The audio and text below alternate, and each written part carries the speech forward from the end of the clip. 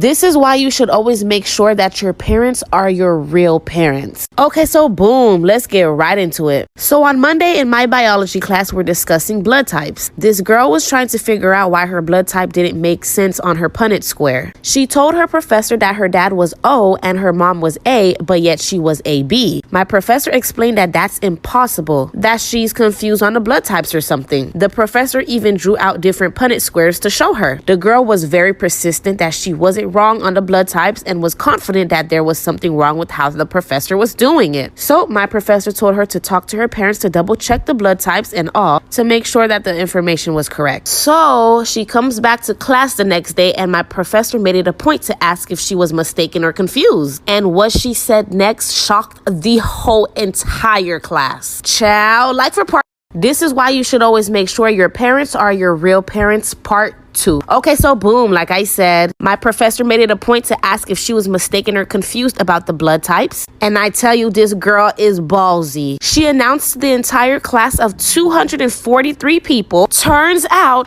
her mother had an affair with her husband's brother, which is his stepbrother. So technically, she's been raised by her uncle and not her dad her entire life. Her mom hid it from the both of them for 21 years. Because my professor told her she was wrong with her blood types, she figured out her uncle was actually her dad and vice versa. And now they're getting a divorce. Be careful, guys. You might be living with lies. Story time about how my mom got with my sister's boyfriend. So a little background information. I was 13 and in 8th grade, and my sister was a senior in high school and she was 17. And my sister always had a new boyfriend. Like after 3 months of dating somebody, they would break up and then she would be with a new guy a month later. And this started whenever she was a sophomore. So yeah, she had a lot of boyfriends. Anyway, so she had started dating this boy, and we're gonna call him Ben. Well, lucky for Ben, whenever they started dating was right around the time when we were supposed to go on our vacation that we take every year. So my mom and dad said that he could come with us. So my sister, who we're gonna call Emily, she decided to bring Ben, and I decided to bring one of my friends, Carly. We drove down, everything was good for the first 2 days, and usually what would happen on this vacation is my dad would end up staying at the hotel and doing work while we were all out doing stuff. So my mom, Ben, and Emily were all out drinking at the bar 24/7. Like for part 2.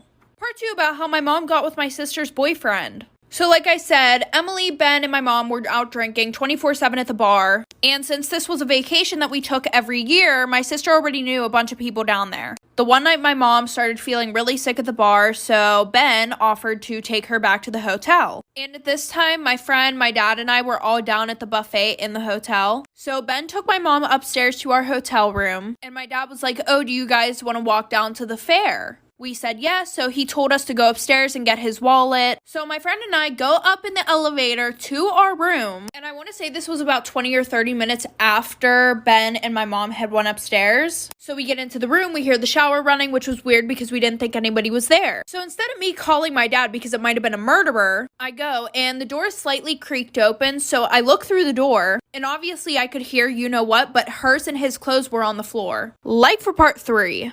Part 3 about how my mom got with my sister's boyfriend. So like I said, obviously we could hear stuff. We saw their clothes on the floor, so I took a video and I took a picture. But obviously you couldn't see anything. And I didn't want to tell my dad first. So my best friend and I, we went downstairs, we went to the carnival. And when my sister got back, she ended up getting back with Ben because obviously after he was done, he went back to my sister. I know this is confusing, but try to keep up. So I asked my sister if she can pretty please take me and my friend down to the pool to go swimming. So my sister came down with us, and then I was like, I have to tell you something. So then I ended up showing her the photos and the videos. So surprisingly, without choking this man to death, she goes upstairs, she goes to sleep, and then the next morning she goes and has a talk with my mom. So my mom, my sister, my friend, and I, we all sat down at the buffet in the morning and had breakfast. And my dad and Ben weren't there. Well, long story short, my mom ended up saying, "It's not fair that you bring all these young guys around me, da-da-da-da-da. Are you really gonna break up our family because of this?" And till this day, my dad still does not know about it. Story time. So ask and you shall receive. A lot of people want more story times about my racist principal, so here you go. This was like the second week of school. She calls me into her office. I'm like, ugh, what again? She's like, "You can't go to any of your classes.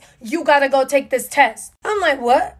What do you mean? She's like, "Everybody does it, so you gotta do it too." I'm like, okay, I guess maybe it's something different for Mesquite District. So my mom had to come pick me up and take me to this testing center. We get there after like 4 hours. I get like 100 on everything. No, not to toot my own horn, but I'm smart.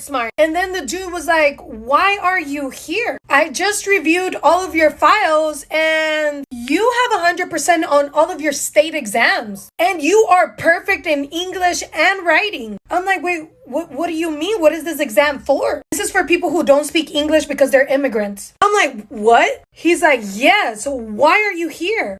Racist principle part 2. So I was taking this exam that was meant for people who don't speak English or aren't fluent in English because they're immigrants. Because my principal was so racist. She had my file. She knew how good I had been. She knew that I passed everything with 100% all the time. Straight A student. She knew I was an American citizen who spoke English and could read and write because duh, my grades said that. But because she was so racist, she sent me to this place to try to shame me. Not because being an immigrant or not speaking English is a shame, but because she classified me as incapable of, because I have an accent when I speak. And she didn't think I was qualified enough to be in any of the classes at her school. Because that's what she wrote in her notes. He was like, I'm sorry you had to waste your day because clearly you didn't need to come take this exam. And that was actually really disrespectful of her to make you waste your entire day. I will let my supervisor know.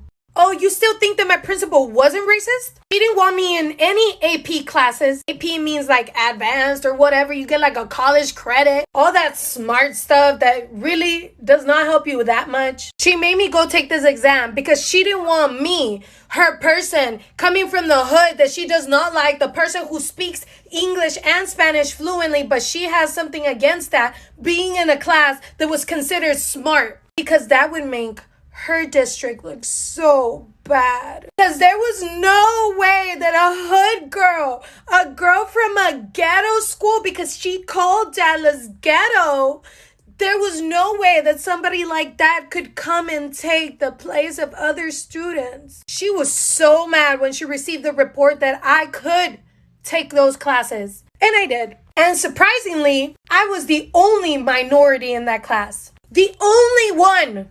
Kind of sus, huh? Years back, I was working for this company and I called in sick on a Monday. And then when I came in on Tuesday, the boss sat me down in his office and he was like, listen, Kate, this isn't my first rodeo. I've been CEO for a long time and I know what you did. And I was like, what did I do? And he said, you were out partying and drinking all weekend and then you were too hungover to come in on Monday and that's just unacceptable.